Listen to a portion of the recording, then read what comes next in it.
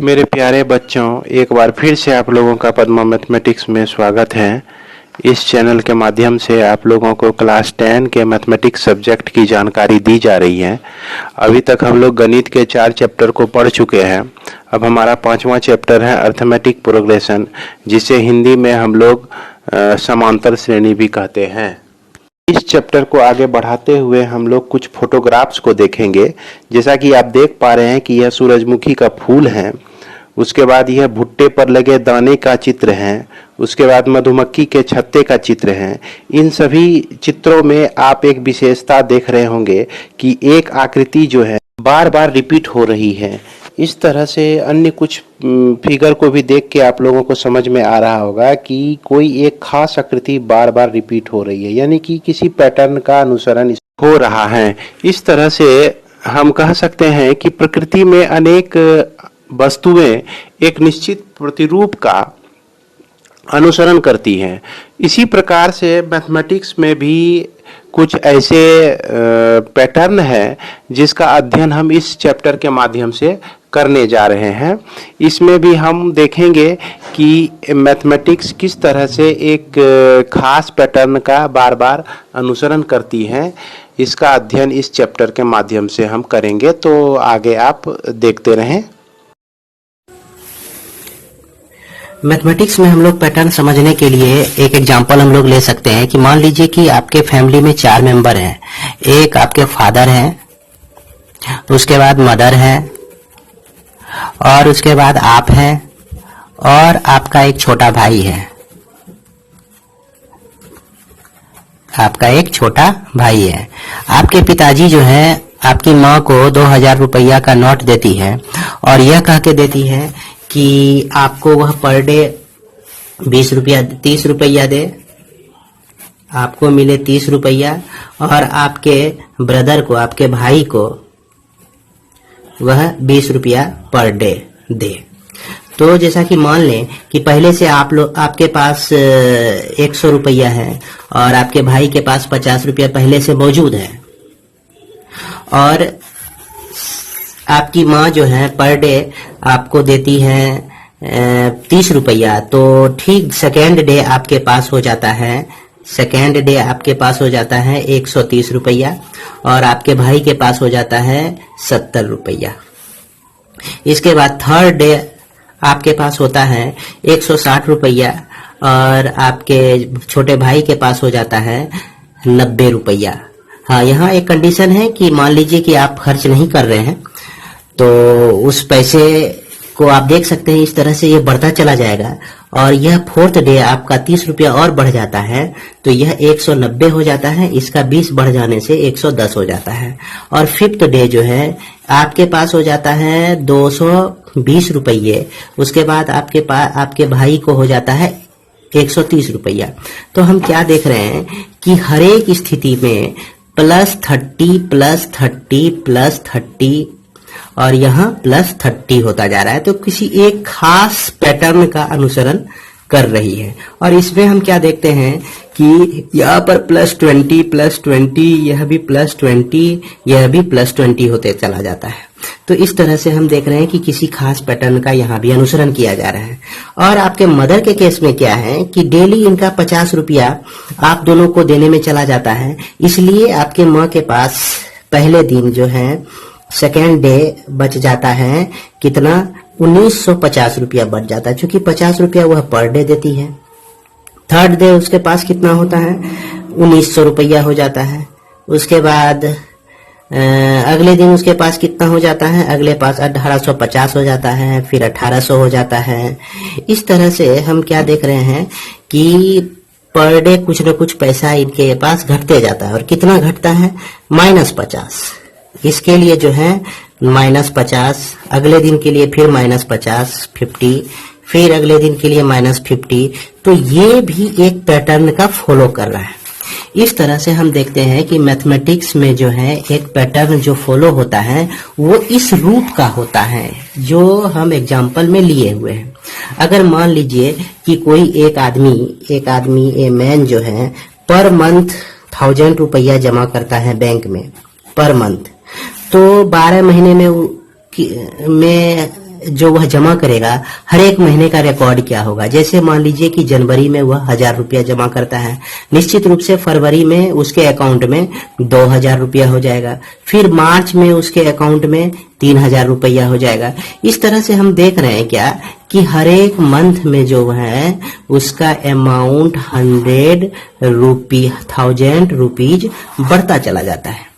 एक एग्जांपल और लेके हम लोग समझें कि जैसे मान लीजिए कि किसी ने कर्ज लिया है, 500 रुपया का कर्ज लिया है और वह कहता है कि हम जो है पर डे जो है 50 रुपया आपको वापस कर देंगे। तो इस कंडीशन में हम देख सकते हैं कि पहला दिन जो है उसको 500 रुपया मिल जाता है, सेकेंड डे जो है वह 50 रुपया दे देता है, तो अब उसको देने के लिए 450 रहता है।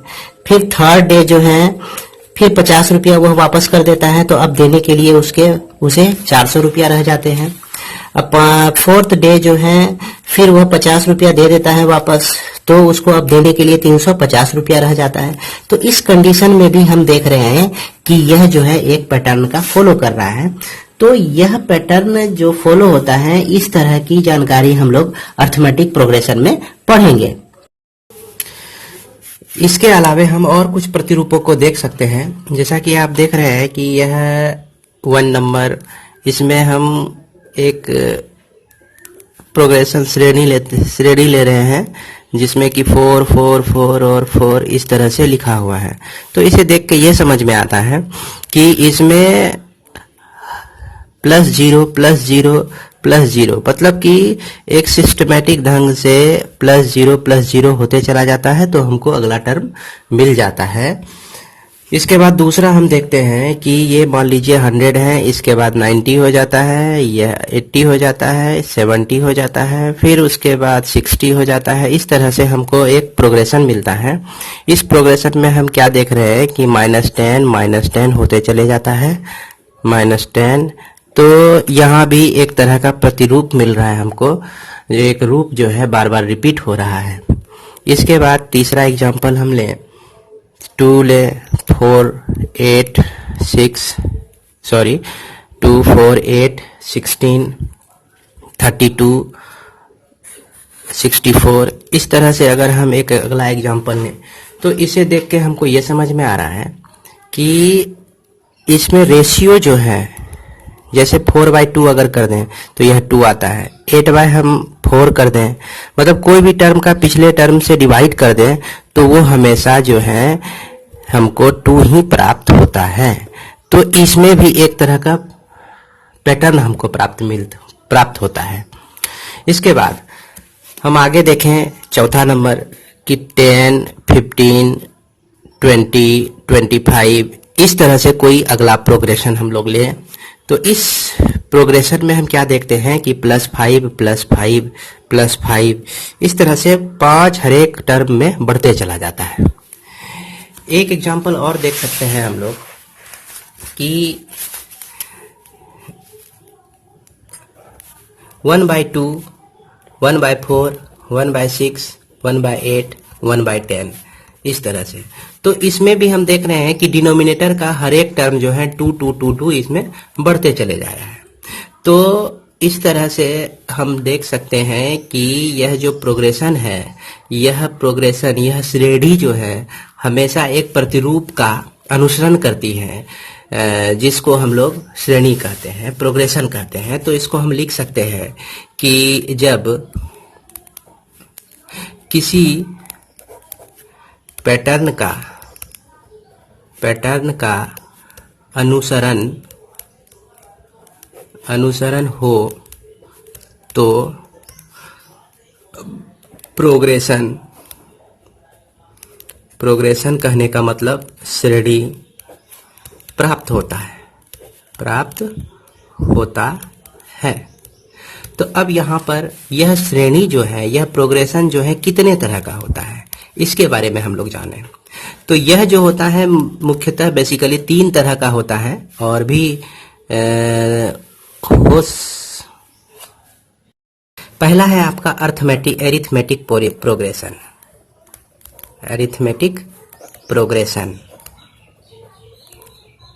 और दूसरा है आपका जियोमेट्रिक प्रोग्रेशंस, और तीसरा आपका होता है हार्मोनिक प्रोग्रेशन।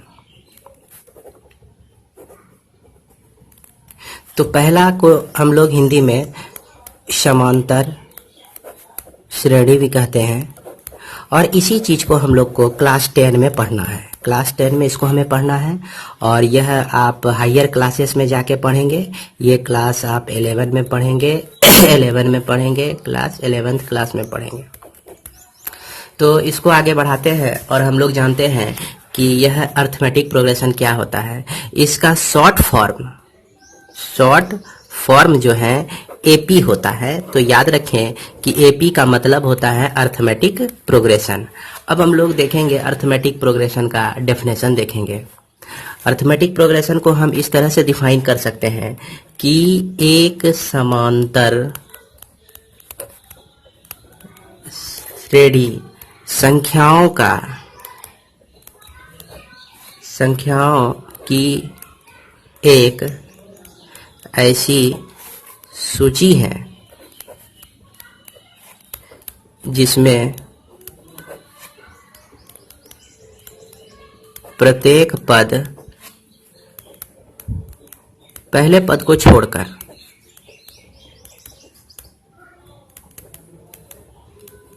प्रत्येक पद अपने पद में एक निश्चित संख्या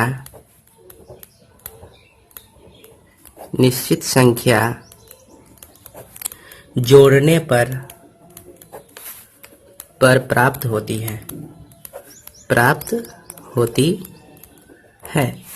तो यह जो आपका निश्चित संख्या है, यह निश्चित संख्या एपी का क्या कहलाता है? सार्व अंतर, जिसको हम लोग इंग्लिश में कॉमन डिफरेंस भी कहते हैं, और जिसको हम लोग डिनोट करते हैं, डी से डिनोट करते हैं, कहलाती है। यह जो सार्व अंतर है, यह सार्व अंतर धनात्मक हो सकता है, धनात्मक, ऋणात्मक या शून्य हो सकता है, शून्य हो सकता है। जैसा कि आप लोगों को ऊपर पे एग्जाम्पल में समझाया गया कि जैसे फैमिली का एग्जाम्पल हम लोग लिए थे। फैमिली का एग्जाम्पल में मदर के पास मदर, उसके बाद आप होते हैं, उसके बाद आपका ब्रदर होता है। इसमें हम क्या देख रहे हैं कि 100 रुपया आपके पास था, ब्रदर के पास 50, मदर के पास 200। तो ये पैसा जब 30 रुपया आपको मिलता है तो आपका अमाउंट हो जाता है 130, ये हो जाता है 70, और ये हो जाता है आपका 1950। यह घटते चला जाता है, क्योंकि माँ आपको 30 रुपया दे रही है और आपके भाई को 20 रुपया दे रही है, तो निश्चित रूप से 50 रुपया यह बांट रही है, तो 50 रुपया इसका घट रहा है। उसके बाद जब यह 1900 रुपया होता है तो अब तक आपके पास हो जाता है 160 हो जाता है, यह 90 हो जाता है। तो हम यहाँ पर देख रहे हैं कि यह -50 और यह -50 माइनस में होते जा रहा है। यहाँ +30 हो गया, +30 हो गया, ये पैटर्न को फॉलो कर रहा है, +20, इस पैटर्न को यहाँ पे फॉलो किया जा रहा है। तो इस तरह से हम कह सकते हैं कि यह पॉजिटिव भी हो सकता है और निगेटिव भी हो सकता है। अब इस एपी में अर्थमेटिक प्रोग्रेशन समांतर श्रेणी का शॉर्ट फॉर्म हो गया यह है। इसमें हम लोग मान लेते हैं, माना कि एपी का प्रथम पद को डिनोट करते हैं हम A1 से, और इसको हम A से भी डिनोट कर सकते हैं। उसके बाद दूसरा पद को हम डिनोट करते हैं A2 से, और तीसरा पद को डिनोट करते हैं हम A3 से। इसी तरह से चौथा पद को A4 से, पांचवा पद को A5 से, और यदि nवें पद को हम लोग को डिनोट करना है तो AN से इसको हम लोग डिनोट कर सकते हैं। अब यहाँ पर हम क्या देख रहे हैं कि AP हमको मिल रहा है, जिसमें संख्याएं, हमारा पद जो है, टर्म जो है A1, A2, A3, A4, A5 इस तरह से हमको प्राप्त होता है AN तक।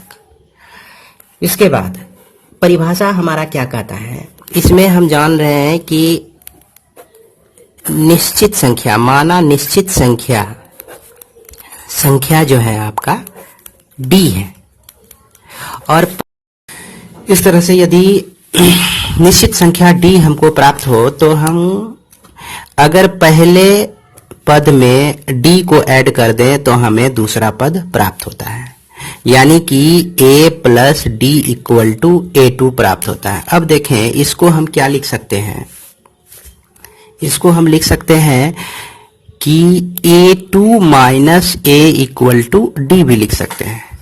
अब यदि दूसरे पद में D को ऐड कर दिया जाए तो हमको प्राप्त होता है तीसरा पद, यानी कि A3 माइनस A2 कर दें तो हमें D मिलता है। जैसा कि डेफिनेशन में कहा गया है कि किसी भी पद, यानी कि पहले पद को छोड़कर एक निश्चित संख्या जोड़ने से हमें अगला पद प्राप्त होता है, तो A3 मिल जाएगा। अगर A3 में D ऐड कर दें तो हमको A4 प्राप्त, चौथा पद प्राप्त हो जाता है। तो A4 माइनस A3 करने से पुनः हम D लिख सकते हैं। इस तरह से हम अन्य पदों को भी लिख सकते हैं।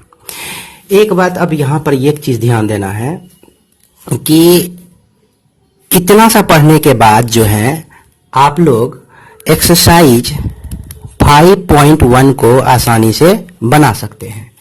तो इस 5.1 का सॉल्यूशन आपको सेकेंड वीडियो में मिल जाएगा। तो जैसा कि अभी तक हमें उम्मीद है कि आप लोग समझ गए होंगे कि प्रथम पद क्या होता है। तो किसी भी समांतर श्रेणी एपी का पहला पद जो होता है वह प्रथम पद कहलाता है। अभी तक आप जान गए होंगे कि एपी कैसे बनता है, कैसे बनता है। तो इसको मैं कह रहा हूं कि हर एक टर्म में जो है एक निश्चित संख्या जोड़ने से आपका एपी बनते चले जाता है। उसके बाद इसके अलावे आप अन्य पदों को लिखने का, अन्य पदों को भी लिख सकते हैं। इसमें अगला पद, फिर 10वां पद, फिर 12वां पद ऐड कर करके लिख सकते हैं। इतनी जानकारी हो गई। इतनी जानकारी के आधार पर आप 5.1 को बना सकते हैं। अब इसी चीज को हम आगे बढ़ाते हैं कि जैसा कि हम लोग माने हुए हैं कि A1, A2, A3 और इस तरह से AN तक हम लोग इस AP को लिए हुए हैं। अब हम जान रहे हैं कि दूसरा पद जो है हमारा निकलता है किस तरह से, A प्लस D करके। पिछले पद में D को ऐड कर दें और इसको A1D कहिए या A प्लस D कहिए, A प्लस D ही हम ले लेते हैं। उसके बाद तीसरा पद अगर हमको निकालना है तो A2 प्लस D कर सकते हैं। जैसा कि A2 का वैल्यू जो है A प्लस D है, तो A plus D plus D ये हो जाता है। चूंकि A2 का वैल्यू A प्लस D जो कि हम देख पा रहे हैं, और फिर इसमें D ऐड हो गया तो A प्लस 2D हो जाता है। इस तरह से चौथा पद अगर निकालना है तो A3 प्लस D कर दीजिए, जो कि A3 का वैल्यू A प्लस 2D है और इसके साथ D ऐड हो जाता है तो यह A प्लस 3D हो जाता है। इस तरह से हम लोग को भी एक AP जो प्राप्त होता है, यह AP इस तरह का हो जाता है जिसको हम लोग जनरल फॉर्म ऑफ AP कहते हैं। ये AP हमको मिलता है A plus D, A plus 2D, A plus 3D। इस तरह से हमको AP प्राप्त होता है। और इसमें हमारा यह जो है फर्स्ट पहला पद है, यह सेकेंड पद है, यह थर्ड नंबर का पद है, यह फोर्थ नंबर का पद है। इसी तरह से हम 5 number, 5th number, 6th number और भी अगले पदों को हम लोग निकाल सकते हैं। इसके बाद हम लोग जाने अगला जो टॉपिक है हमारा nth term of AP। AP का nवां पद। तो AP का nवां पद हम लोग किस तरह से निकालेंगे, अब इसको आप देखेंगे कि जैसा कि हम लोग जान रहे हैं कि प्रथम पद जो है, पद यानी कि पहला पद AP का क्या होता है, A होता है। और दूसरा पद हम देख रहे हैं A प्लस D होता है। अब तीसरा पद हम लिख सकते हैं A प्लस 2D होता है। और उसके बाद चौथा पद A प्लस 3D होता है। तो हम यहाँ पर एक चीज को ऑब्जर्व कर रहे हैं कि यदि चौथा पद निकालना होता है तो D का गुणांक क्या होता है, 3 होता है। तीसरा पद निकालना है तो D का गुणांक क्या होता है, 2 होता है। अगर दूसरा पद निकालना है तो D का गुणांक क्या होता है, 1 होता है। इसको हम अगर चाहें तो इस तरह से भी लिख सकते हैं, A plus 4 minus 1 into D भी लिख सकते हैं। ये A plus 3 minus 1 into D भी लिख सकते हैं। 3 माइनस 1 आपका 2 ही होता है, 4 माइनस 1 करने से 3 प्राप्त होता है। इसी तरह से अगर हमको 7th पद मान लीजिए टर्म हम लोग को निकालना है तो हम क्या लिख सकते हैं, A plus 7 minus 1 into D लिख सकते हैं। इसके बाद यदि हमको nth टर्म निकालना हो तो इसको A plus n minus 1 into D लिख सकते हैं। और इस nth टर्म को हम डिनोट करते हैं an से, तो इस तरह से ये हो गया A plus n minus 1 into D। ये आपका एक फॉर्मूला हो गया। अगर आपको nth टर्म निकालना हो तो हम इस फॉर्मूले का उपयोग कर सकते हैं। जैसे कि एक एग्जाम्पल हम लोग देखें कि ये है आपका AP 4, 6, 8, 10। इस तरह से हम लोग देख रहे हैं कि +2 इसमें बढ़ते जा रहा है। तो D हमारा, इसका D जो है कॉमन डिफरेंस, एक निश्चित संख्या जो हो जाती है 2 हो जाती है। अब यदि इसको हम 20वां टर्म निकालना है, 20th टर्म अगर निकालना है हमको, तो A20 इक्वल टू, जैसा कि फॉर्मूला कहता है, A plus 20 minus 1 into D लिख सकते हैं। तो A का जो वैल्यू है 4 है, 20 माइनस 1 19 होता है, और D का वैल्यू जो है 2 है। चूंकि हर एक टर्म में 2 जुटने के बाद अगला टर्म प्राप्त होता है। इसमें 2 ऐड कर दिए तो 10 प्राप्त हुआ, इसमें 2 ऐड कर दिए तो फिर अगला टर्म प्राप्त होता है। तो यहाँ पर सार्व अंतर और एक निश्चित संख्या जो कि हमको +2 प्राप्त होती है। अब इसको सॉल्व करेंगे तो यह हमको मिल जाएगा 42। इस तरह से आप देख सकते हैं कि इस फॉर्मूला के सहायता से कितना आसान हो जाता है कि किसी भी AP का कोई भी टर्म निकालना। 20वां टर्म ही क्यों, 100वां टर्म भी हम लोग डायरेक्ट इस फॉर्मूला पे रख के निकाल सकते हैं। तो अभी तक हम लोग ये समझ गए कि AP का जो जनरल फॉर्म होता है ये A होता है, अगला टर्म A प्लस D होता है, फिर अगला टर्म A प्लस 2D होता है। ये बढ़ते चला जाएगा आपका। यदि मान लीजिए कि इसका जो है लास्ट टर्म L हो, यानी कि AN जो है, nवां टर्म जो है L हो, तो लास्ट के ठीक पहले का टर्म जो है L माइनस D हो जाएगा, L माइनस 2D हो जाएगा, फिर इसका पिछला टर्म L माइनस 3D हो जाएगा।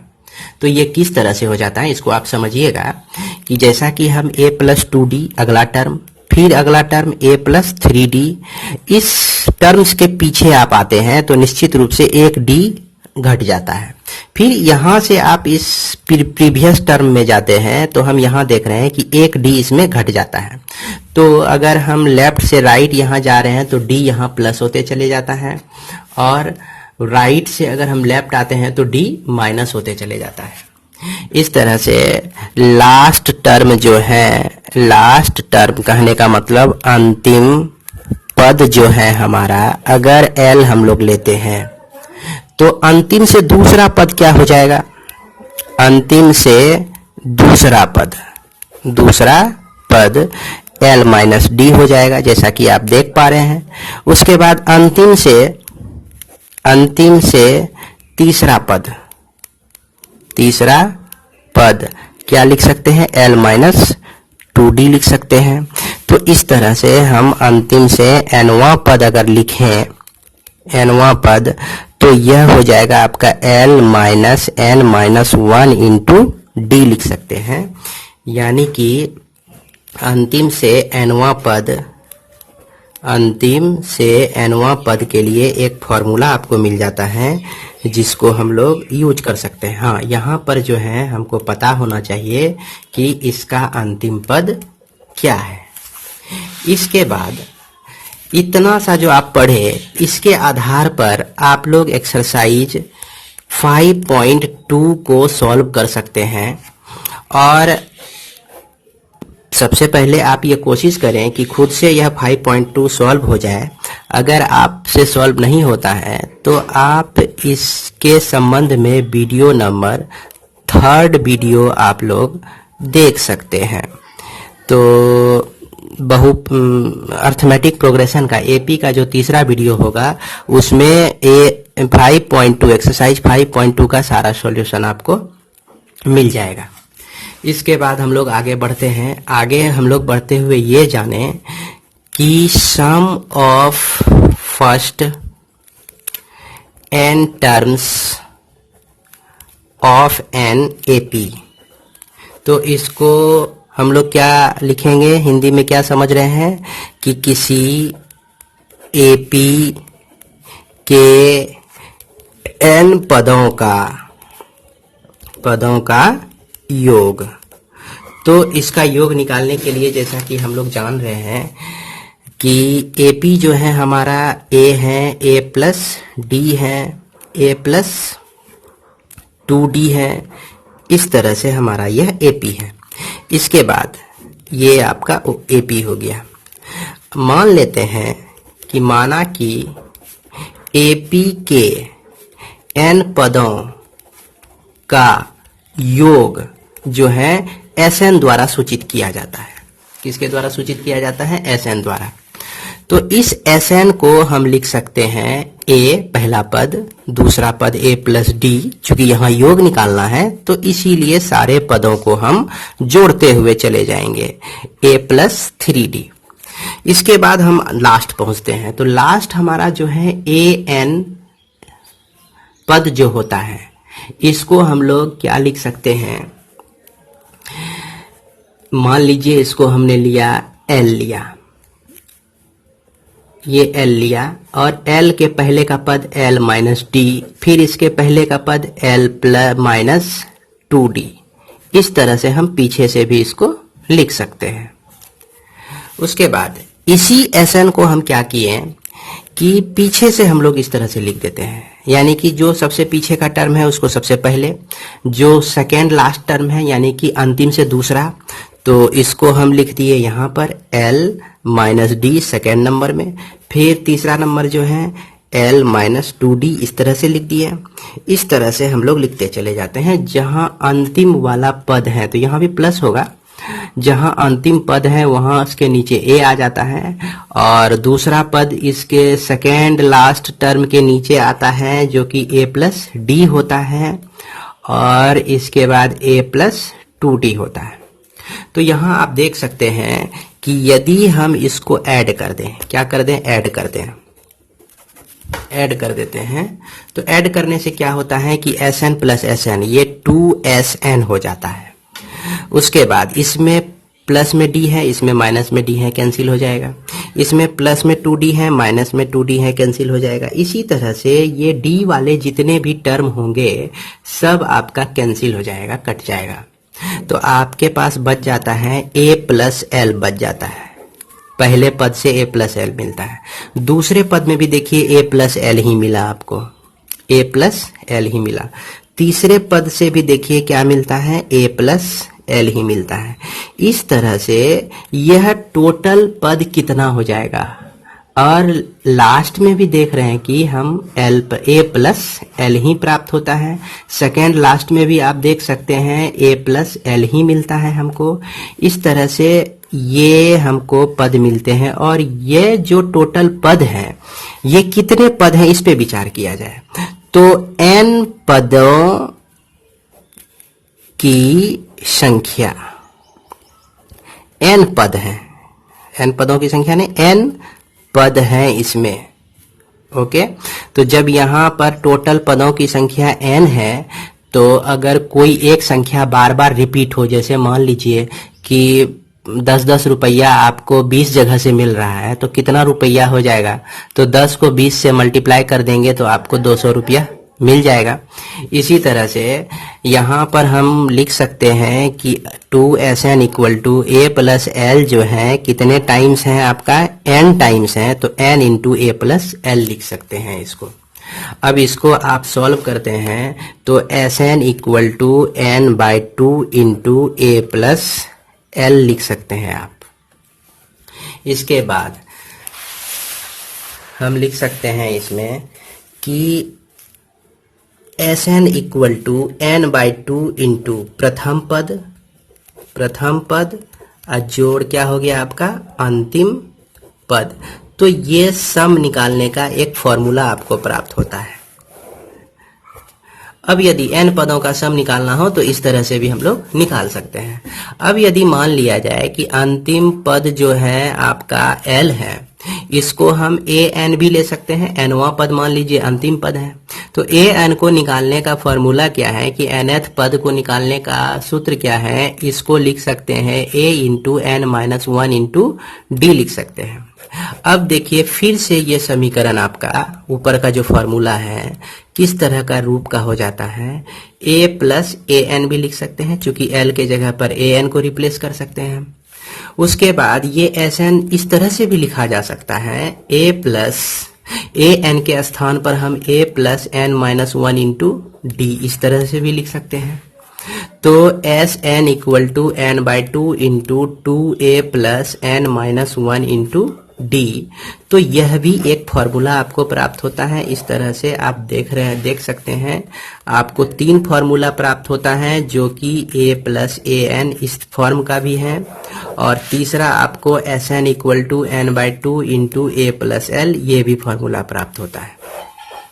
इसके अलावे एक चीज आप लोग याद रखेंगे, वो क्या कि किसी एपी का nवां पद ज्ञात करने के लिए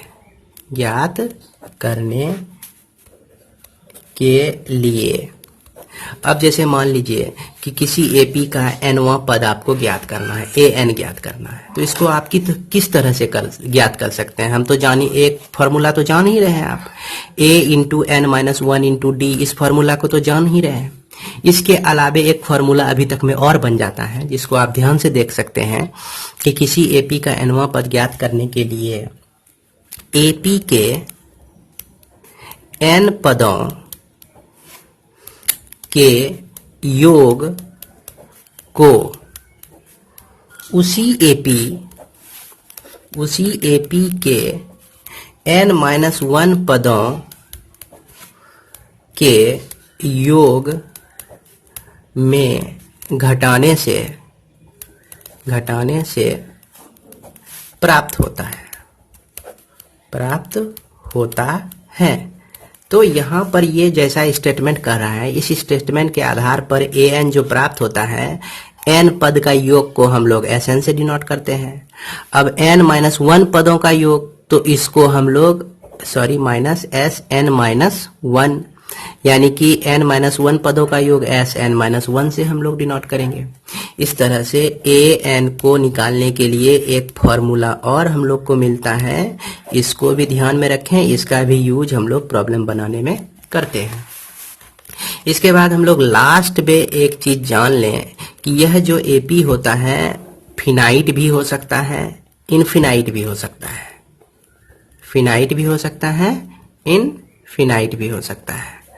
अगर कोई एपी इंड के साथ हो, विथ इंड मतलब उसका अंत आता हो, तो उसको फिनाइट एपी कहते हैं। और इनफिनाइट कहने का मतलब अनंत, अनंत जो कहने का मतलब अगर कोई एपी विदाउट इंड का हो, मतलब कि इंड इसमें मिले ही नहीं, तो उसको हम लोग इनफिनाइट एपी कहते हैं। ये चीज आपका छूट गया था, इसमें इसकी जानकारी मैंने थोड़ा सा आपको यहाँ पे दे दी। तो यहाँ तक आप लोगों का मूलभूत ज्ञान इस एपी का कंप्लीट हो जाता है। इसके बाद हम लोग एक्सरसाइज को सॉल्व करेंगे। वीडियो को देखते रहें। धन्यवाद।